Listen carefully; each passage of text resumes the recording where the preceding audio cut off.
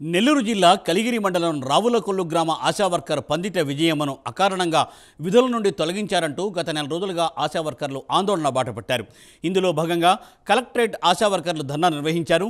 విజయమ్మను వెంటనే విధుల్లోకి తీసుకోవాలని, లేకపోతే రాష్ట్ర స్థాయిలో ఉద్యమం చేస్తామని హెచ్చరించారు. జిల్లా కలెక్టర్ కార్యాలయం ఎదుట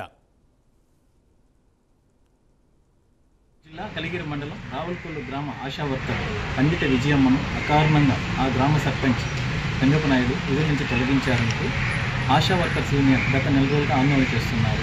వీళ్ళు ఆందోళన బట్టి చేపట్టి నెల రోజుల నుంచి ప్రతిరోజు కలిగిరిలోని ప్రాథమిక ఆరోగ్య కేంద్రం వద్ద ఆందోళన చేస్తుండగా నిన్నటి రోజున జిల్లా కలెక్టర్ కార్యాలయం నుండి ధర్నా నిర్వహించారు. ఈ ధర్నాలో ఆశా వర్కర్స్ యూనియన్ నాయకులు, ప్రజా సంఘాలు, ఎంఆర్ఎస్ నాయకులు అందరూ పాల్గొన్నారు.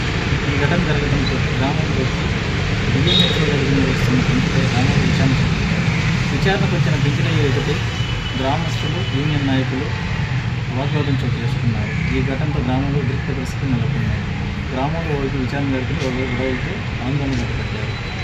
ఈ సందర్భంగా వారు మాట్లాడుతూ ఆశా వర్కర్స్ యూనియన్ మాట్లాడుతూ పందిట విజయమ్మ రావులకొల్లు ఆశా వర్కర్గా మళ్ళీ విధుల్లోకి తీసుకోవడంతో, లేకపోతే రాష్ట్ర స్థాయిలో ఉద్యమాన్ని ఉధృతం చేస్తామని హెచ్చరికలు జారీ చేశారు. ఈ సందర్భంగా మాట్లాడుతూ విచారణ పూర్తయిన తర్వాత పరిశీలిస్తామని తెలిపారు.